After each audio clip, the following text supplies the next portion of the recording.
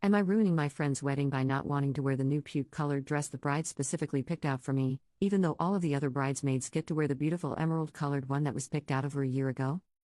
A few months ago, my 32F, good friends, 33M, Riley, fiancé, 33F, Sam asked me to be a bridesmaid. The bride-to-be and I have always been friendly but not very close. She never seemed very interested in getting to know our friend group despite repeated attempts, so I was pretty surprised when she asked me. Still, I agreed. The wedding is coming up in a few weeks, and while I'm more than happy to take part, I've been having some issues with the dress situation. The bridesmaid dress was picked out last year and the fittings were officially finished last month. Sam paid for everything. The plan was for all bridesmaids to wear the same exact dress. She really stressed that she wanted all of us to look identical. But, during brunch 2 weeks ago, she told me that I'll need to wear a different dress. Apparently, she decided that all of the bridesmaids should have a different look instead of looking identical. I thought it was a bit weird to change something like this so late in the game, but didn't really think much else of it. We agreed to a date/time for my fitting, and continued with brunch. Fast forward to the day of my fitting last week. The new dress was unexpected. While the old dress was a cuffed-off-the-shoulder emerald green dress with a high slit and was fairly form-fitting, this new dress was giving elevated muumuu. It was shapeless and long-sleeved, and was what I can only call vomit green. Regardless, I agreed to wear the dress, thinking at least the other bridesmaids would join me in my suffering. 2 days ago, during dinner with one of the bridesmaids, I asked if she's already seen her new dress. She looked confused, and asked me what I was talking about. I reiterated what Sam said during brunch, and she looked even more confused, and told me that she hasn't heard anything about getting a new dress. This is when a few alarm bells started going off. Later that night, I texted all of the other bridesmaids asking if they'd been told anything about getting new dresses, and they all said no. I once again reiterated what Sam told me during brunch, and they agreed that the situation was starting to look a bit sus. One of them suggested that it may just be a misunderstanding. I didn't understand how it could be a misunderstanding, but decided to speak with Sam again anyways.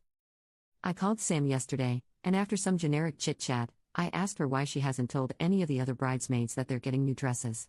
Long silence. So much so that I thought the call disconnected. She then told me that she made a last-minute decision not to get everyone different dresses, but I'd still be wearing a different dress because she already bought it. She already bought the old dress too, so this reasoning made zero sense. I tried to reason with her by mentioning how strange it would look for one bridesmaids to look completely different from the others, and would draw unnecessary attention, but she said she didn't mind. She then rushed to get off the phone, and basically hung up on me. Later that day, I texted her to tell her that I didn't feel comfortable wearing that dress, and I kind of felt like she's picking on me for some reason. Haven't received a response yet. Part of me feels like I'm being a bit dramatic, but another part of me feels like singling me out for no reason. I don't want to cause any drama or stress, but I also don't want to feel uncomfortable at the wedding. So, am I a jerk here? Commenter, she jelly girl. Do not participate in the wedding if she is going to be such an You should tell your friend because that is BS all around. Update 1. Didn't think I'd have an update so soon, but here we are. I spoke with Riley over the phone last night, and explained the entire dress situation. He seemed more disappointed than surprised, which caught me off guard, and was pissed on my behalf. He then told me what he believes is the reason behind Sam's newfound hostility towards me. Last month while he and Sam were having dinner with his family, his mother let it slip that Riley and I kinda went on a date a while ago. To be clear, we did not actually date. We went on a double date with a friend and a girl he was into because he was so nervous. I never even counted it as a real date because Riley and I were just there to make our friend more comfortable. There has never been anything even remotely romantic between us. Also, keep in mind that this happened almost 12 years ago. I had honestly completely forgotten about it. Riley said that he explained everything to Sam to drive home the fact that it wasn't a real date, but she was fixated on him not telling her about it until now. She said that if it was truly not a real date and if he really didn't have any feelings for me, then he would have already told her about it. Things were tense for a few days, but they later apologized to each other, him for not saying anything and her for overreacting, so he thought that the issue was resolved. That seems to not be the case. Anywho, Riley plans on speaking with her tonight, so we'll see what comes of that. Regardless, I don't think it makes sense for me to continue to be a bridesmaid, even if I'm allowed to wear the original dress. Hoping everything works out. Commenter, wow. That is super unhinged. It's a huge red flag. I agree that you probably should step out of the wedding party. Commenter 2. Well, it seems he has bigger issues to resolve now than handling the dress situation. He's marrying the mental one. That girl is unhinged, getting mad at something that wasn't even a date that happened 12 years ago. I would say, if this wedding happens, just go as a guest. Update 2. I have another quick update. Things don't seem to be going well. This afternoon, Riley asked me if he could stay at my place for a few days, until he has to travel for work later this week. Of course I said yes, but asked why he wants to stay with me. He literally lives 30 minutes away. He said that he doesn't want to talk about it right now, so I backed off. He's currently holed up in one of my guest rooms, and hasn't come out in hours. I am worried. Commenter, he's seeing his GF for who she really is. Also, have you considered that Riley may have always had feelings for you, and that's what's making her so mad? I'm sure someone already mentioned this in the comments on the other update, but I am playing catch up. Commenter 2, this is a Sam problem. Not a you problem. Riley should know who he is marrying. Some people are just jealous of everything. But you occupy a lot of rent-free space in Sam's mind. Because she is a jellyfish. Update 3. This afternoon, while Riley and I were at work, I received a call from the security desk of my residential community. Someone was there, claiming that they're my guest, but they didn't have a code and their name wasn't on the visitors list. It was Sam. I told security to deny her entry, which they did. Not even a minute later, Sam called me, but I didn't pick up.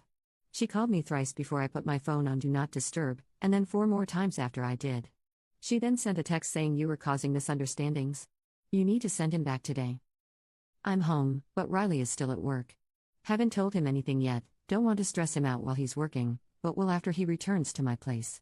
Also, haven't tried to contact Sam, and I don't plan on doing so anytime soon. Really don't foresee any convos between us going well right now. Random kind of funny thing to note, since yesterday, Sam has been removing me from the bridesmaid group chat, but the other bridesmaids keep re-adding me after noticing that I'm missing. This has happened 5 times. Commenter, how is Op causing misunderstandings? Sam has done all of this on her own. All the Op did was ask the bridesmaids if their dresses changed and informed the groom. Seriously, what the fudge did she think was going to happen when his close friend walked down the aisle in that monstrosity and no one else did? He'd have known what was happening and why, and he'd have been pissed. Update 4. Last night, after Riley returned to my place after work, I told him everything regarding Sam trying to come to my house, and showed him the text message and missed calls. He was pissed. I have never seen him so angry in all my years knowing him. He was completely silent but looked like he was 2 seconds from setting someone on fire. After letting him cool down for a bit, I asked him if he wanted to talk. He did. He told me that they always seem to argue about the same things. Then, she'd pretend to understand and be all right with everything only to bring it up again in the future. A few examples of the main things she'd say/bring up. Our friend group is toxic and too close. Riley should be thankful to her for keeping his drug habit a secret. A while ago, he mentioned to her that he smoked weed multiple times in uni. He's too secretive about work, and I know more about his job than she does. We're both feds who work in Intel, and our offices sometimes liaise with each other. He spends too much time with his family. He'd suggested couples counseling a few times, but she kept on refusing. They'd been doing pretty well for the past year or so and didn't argue much anymore, so he stopped grinding it up. Apparently, the absolute last straw happened the day he asked me to stay at my place. During the argument with Sam that led to this, initially regarding the dress debacle but snowballing into other topics, in addition to trying to get him to cut me out of his life, she also called me the N-word. I'm black BTW and Riley and Sam are white. According to Riley, that's when he knew that he was 100% done. Before he left, he told Sam that their relationship's over. Since then, she's been blowing up his phone, but he said he hasn't read any of her messages or answered her calls. She also sent him emails, which he has also ignored. He's going to tell his family and our friend group before he leaves for his work trip this week. I encouraged him to consider doing so sooner rather than later before Sam has a chance to try to stir things up. Also, when he returns from the trip, he plans on going back to his place to get his ring back from Sam, and tell her that she needs to find a new place to live. The house is his. We spent the rest of the night, and part of the early morning, eating leftovers and cookie dough, working our way through some Moscow mules, and watching Monty Python. It'll take some time, but I know he's going to be fine. Thank you, my dearest potatoes, for all of your insight, advice, and kind words. Love this community. Update 5. Hello, my potato peeps, it's been a hot minute. I'll dive right in. Apologies if this is scatterbrained. I've been stuck at an airport for 35 hours and haven't slept at all. I was able to convince Riley to tell his immediate family and our core friend group about the Sam situation before his work trip, as opposed to after. Specifically, he told them that he and Sam are broken up and there won't be a wedding, that they broke up on bad terms, and that everyone should take anything Sam may tell them with a grain of salt. He wasn't ready to tell them absolutely everything, just the important bits. Everyone was shocked, except for Riley's mom. More on that later. I was also able to convince Riley to not let Sam stay in his home while he was on his work trip. Before he left, took the ring back, had her pack enough items to last her for the duration of his trip, and told her she could get the rest of her things after the trip. His mother was there with him when he told this to Sam just in case it went down, but Sam took it surprisingly, suspiciously, well. No one really trusted her calm reaction, so Riley had all of the locks changed before his trip. Not even 12 hours after Riley left, Sam started blowing up my email. I blocked her number, which I guess she realized. Within the span of 24 hours, she sent me exactly 33 emails. Most were about me being evil, a cunt, a slut, low class, and a homewrecker.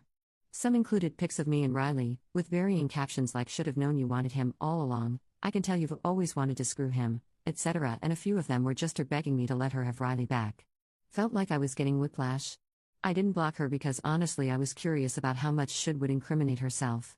She ended up sending me a total of about 60 emails. Fast forward to a few days before Riley returned from his trip. I was having lunch with his mom, and the topic of Sam came up. Potatoes, remember when I said that Riley's mother wasn't surprised when he told her about the Sam situation? That's because she wasn't. Apparently, she's always felt that something was kinda amiss with Sam, but she never really had anything concrete to tell anyone about and didn't want to seem dramatic, especially because Riley is aware that his mom and Sam never really clicked. Few things she brought up. On multiple occasions, she noticed Sam giving me dirty looks for seemingly no reason.